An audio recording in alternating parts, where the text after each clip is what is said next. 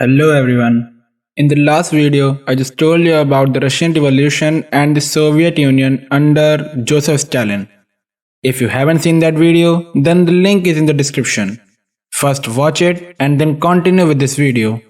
That video is only 4 to 5 minutes long. Watch it because this video is in continuation. I hope you must have seen that video. Now let's continue with today's video.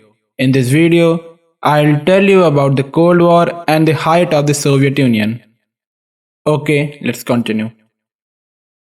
Amid confusion and resistance to collectivization in the countryside, agricultural productivity dropped. This led to devastating food shortages. Millions died during the Great Famine of 1932 to 1933. For many years, the USSR denied the Great Famine, keeping secret the result of a 1937 census that would have revealed the extent of the loss. The Ukrainian famine, known as the Holodomor, a combination of the Ukrainian words of starvation and to inflict death, by one estimate claimed the lives of 3.9 million people, about 13% of the population. Stalin eliminated all likely opposition to his leadership by terrorizing the Communist Party officials and the public through his secret police.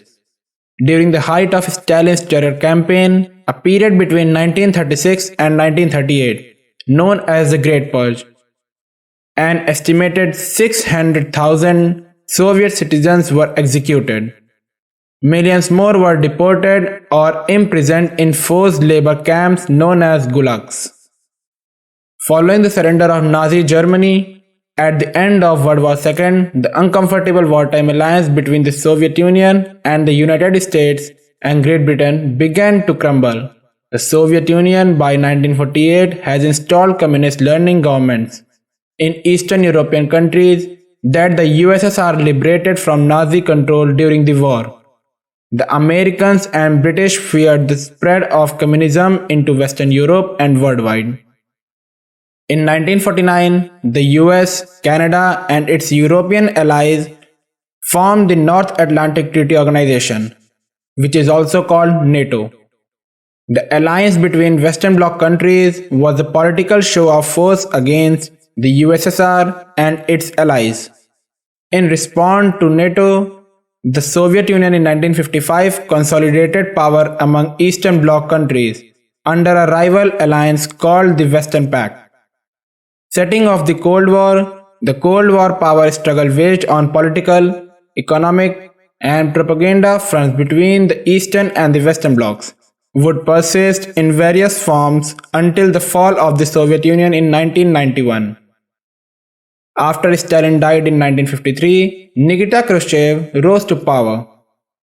He became Communist Party Secretary in 1953 and Premier in 1958. Khrushchev's tenure spanned the tensest years of the Cold War. He instigated the Cuban Missiles Crisis in 1962 by installing nuclear weapons just 90 miles from Florida's coast in Cuba. However, at home, Khrushchev initiated a series of political reforms that made Soviet society less repressive.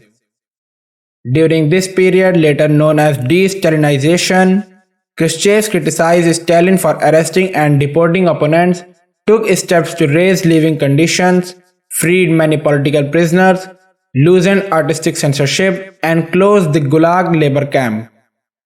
Deteriorating relations between the Soviet Union and neighboring China and food shortages across the USSR eroded Khrushchev's legitimacy in the eyes of the Communist Party leadership. Members of his political party removed Khrushchev from office in 1964.